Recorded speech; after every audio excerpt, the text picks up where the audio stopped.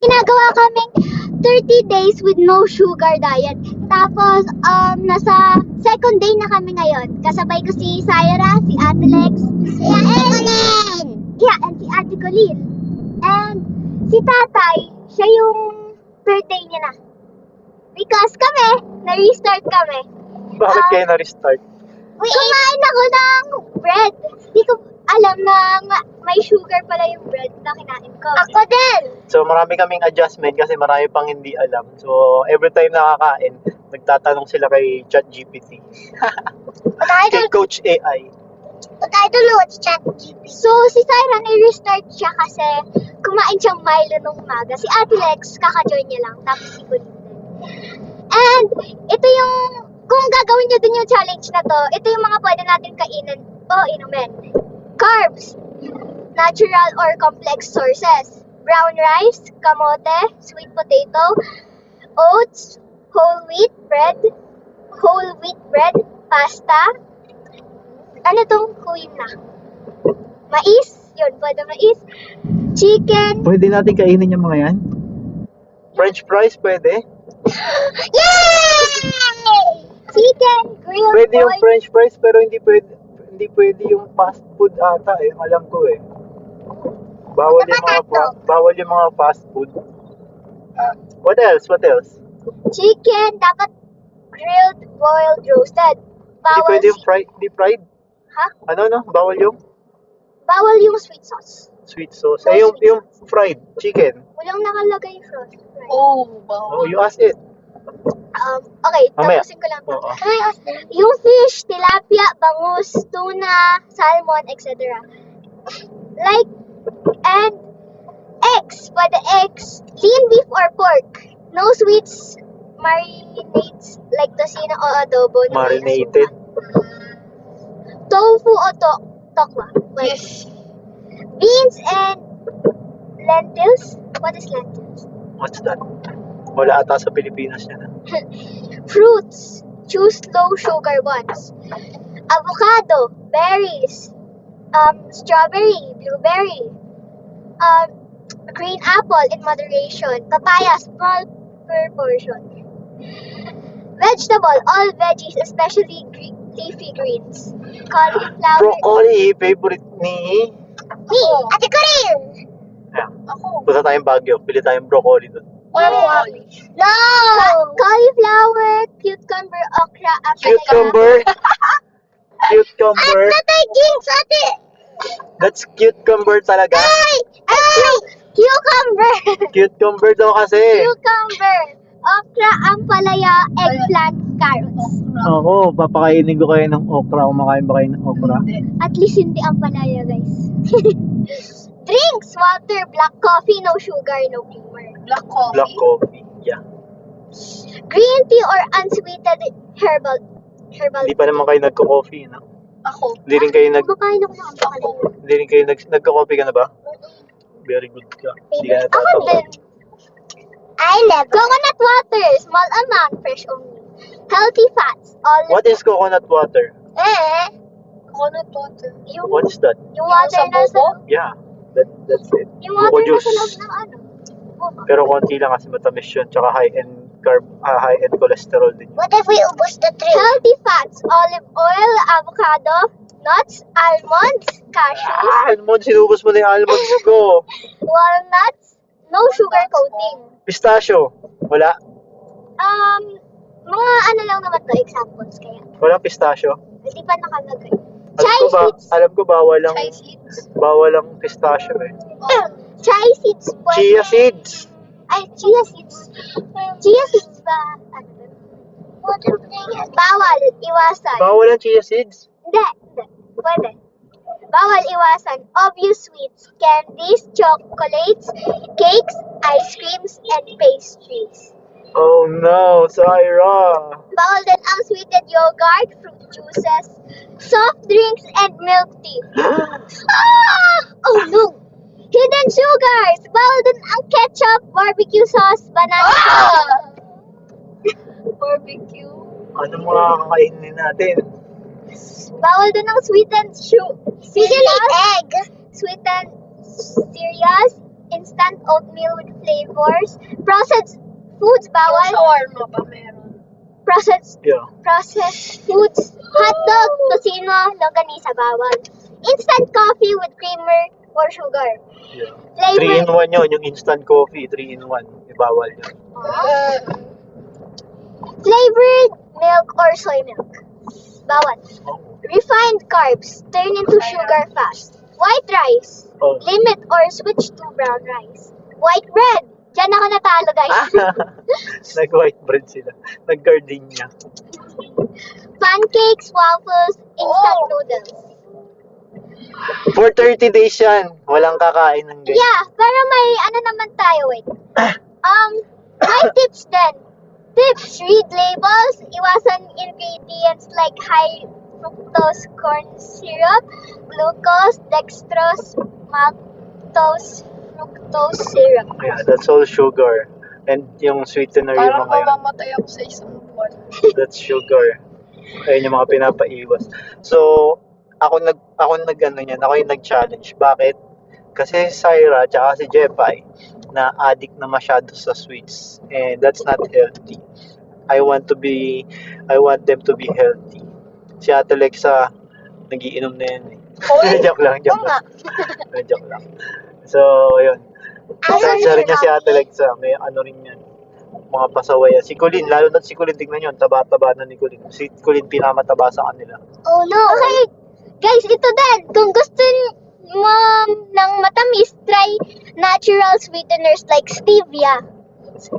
Konti lang guys. Konti lang. 1 pack lang. Every One pack. Ba't sa kape? Sa kape na ginagawa ko dalawa. isa mga lang dahil. Kumain Masyado ng- matamis yun. Kumain ng whole foods. Kung hindi mo ma-pronounce ang ingredients, skip it. Ah. Oh no. Pag hindi daw ma-pronounce, oh my gosh. What's that? So ito yung benefits ng Yan! 30 Benefits. days with no sugar diet. Okay. More energy, no sugar crashes. Your energy becomes steady instead Your energy becomes steady instead of up and down. You won't feel sleepy or weak after meals anymore. Better skin. Sugar triggers. Pakita ang skin. Ang tinatagyawat na skin. Pakita ang tagyawat. Puro tagyawat na mukha. Matutulad na dito yan, no? Filtered lang yung cellphone natin. So, sugar triggers oil and acne. Without it, your skin can clear up and look fresher. Wow! Weight loss and less bloating. Less sugar equals Katie, fewer empty calories. You also lose weight. You also lose water weight and belly fat faster. Improve digestion. You'll eat more fiber from whole foods and less junk, so your tummy feels lighter. 5. Stronger immune system. High sugar weakens your immunity. Removing it helps your body fight sickness better. 6. Better sleep. No sugar spikes at night equals more stable sleep cycles. Alam nyo ba guys, nagka-brown out like kagabi. And si tatay, nahihirapan siya matulog, diba tatay? And then now, kahapon, guys, nakatulog siya. Kahit Walang electric fan. walang electric fan, ang init-init. Walang aircon. So, So, isa lang yung gising sa amin, yung hindi nag-sugar diet. Yung kumakain ng sugar. yeah. Sino? No. Sino? Si Mami. Gising magdamag, hindi makatulog. Kasi mainit. So, ito yung mental and emotional benefits. 1. Sharper focus and memory. Your brain runs more smoothly without sudden sugar highs and crashes. 2. Better mood and less irritability. Irritability. Ayun. Blood sugar ups and downs can make you moody. Cutting sugar stabilizes your emotions. Less cravings and more control. After a week or 2, your taste buds reset. You stop craving sweets as much. And long-term health benefits. 1. Lower risk of diabetes. Yeah. Keeps your blood sugar and insulin levels healthy. Yeah. 2. Healthier heart. Reduces bad cholesterol Si Syra, heartbroken. Bakit ako na naman? Better hormone balance. Especially for teens and adults, sugar can mess with hormones. Cutting it helps balance them. So, ibig sabihin, papatangkad din pala yung no sugar diet. No? Oh my gosh, I Alam need tayo, that. tatangkad ka ulit. Matatangkad ako ulit. Mag-straight na yung likod ko. Slower aging. Sugar breaks down collagen, the stuff that keeps your skin firm. Less sugar equals younger looking skin. Makawala na yung mga wrinkles ko, Syra. Finally. Basher ka talaga. And mama, if she is on a diet. Yeah. So, Your mama should sali here eh. Kulit-kulit kasi nun eh. Tignan nyo, ayaw niya sumali. Ibig sabihin, wala siyang planong pahabain yung buhay niya. Tigas ang ulo. so ito yung Panoorin mo to, mama. ito yung changes you might notice each week during those 30 days, like week 1, week 2. So, week 1, the adjustment phase. What's happening? Your body is detoxing from sugar, which can make you crave sweets a lot. Don't worry, it's normal. Ano yun? Lobo. You might Naubo papasok.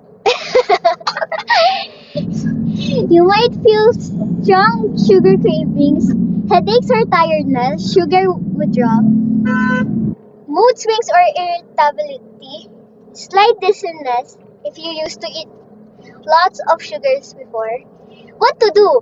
Drink lots of water, eat fruits with natural sweetness like papaya or berries.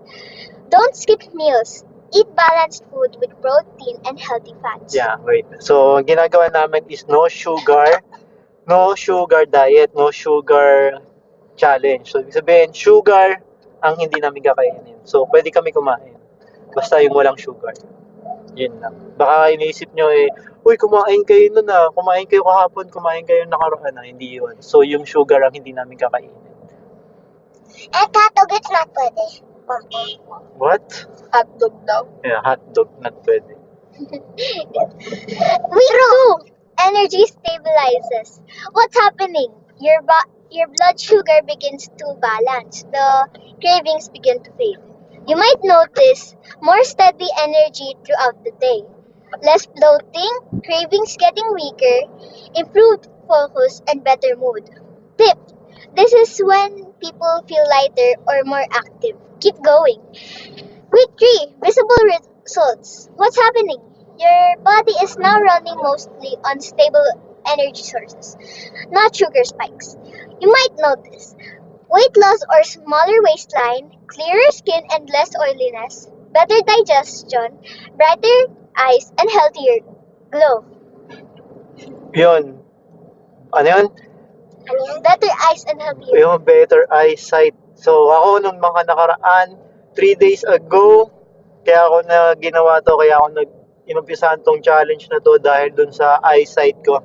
So, nung nagda-drive ako, nagka-grab ako, yung mga ilaw sa traffic light, pati yung mga ilaw na nandyan sa, sa harapan ko, ang blurred na niya. Tapos, more white na. Katulad nito, ganitong gabi, more white na yung parang cloudy na yung nakikita ko. But then, ngayon, 3 days pa lang yung, no sugar ko. Malinaw na ulit. Nakikita ko na ulit. Kitang-kita ko na ulit yung kalsada. Unlike nung mga nakarang araw, super blurry niya, super cloudy niya. So, ngayon, all goods. Mukhang mabubuhay na ako na mahaba yung mata ko ulit. True! Yeah. So, bonus, food starts tasting sweeter naturally. Even fruits or plain milk taste richer now. Week 4, the reset. What's happening? Your metabolism and taste buds are reprogrammed. You are no longer dependent on sugar for energy. You might notice cravings almost gone, consistent mood, clear thinking, and more confidence, better sleep, and faster recovery after activity. After 30 days, your body becomes more efficient at using energy from real food. If you taste sweets again, even a little will taste too sweet. A sign your body reset worked. So, yun lang guys. And, if gusto nyo makuha yung mga benefits dito and mga benefits dito, gawin nyo din tong no sugar diet. No sugar diet challenge. So may mga mommies dito na nanonood na makikita niyo yung mga anak ninyo sobrang addict sa mga candy, sa chocolates, and sa lahat ng sugar, sa juice, sa lahat, di sila nag-water. Share nyo tong video na to and panood nyo sa kanila to para maging healthy rin sila. Diba? Bawal din ang Gatorade guys. Yeah, bawal ng Gatorade. It's always drinking that. Yes. So next time yung Gatorade naman ang itatakal natin. Pero ngayon, after 30 days pa yan, dito muna tayo sa 30 days na challenge namin. So, yun. So that's it, Team Jeff. We're bounce out. See you tomorrow for ano ba? For day 4, day 2, day 3. Iba-iba. Yung vlogger natin tahimik. Kamusta ba yung vlogger natin? Si Ate Colleen! Ayan. Shout out. Pakita ka dito. Shout out! Labas. Pakita mo yung mukha mo dito. Pakita mo talaga dyan. Hello. Hello. Ate dyan. Yeah. Sophia. Ito yung vlogger natin. Madaldal yan sa pag nasa bahay nila. Dito tahimik. Shy type pa siya. Nag-a-adjust pa. Di Nahihiya pa siya pa. sanay. Di pa sanay. So, yun muna. See you. Sabay kayo sa amin. And please don't forget to Like, share, comment, subscribe! Alright, bye-bye. Bounce out. We're bounce out. Bye-bye! Sa'yo. What am I gonna do?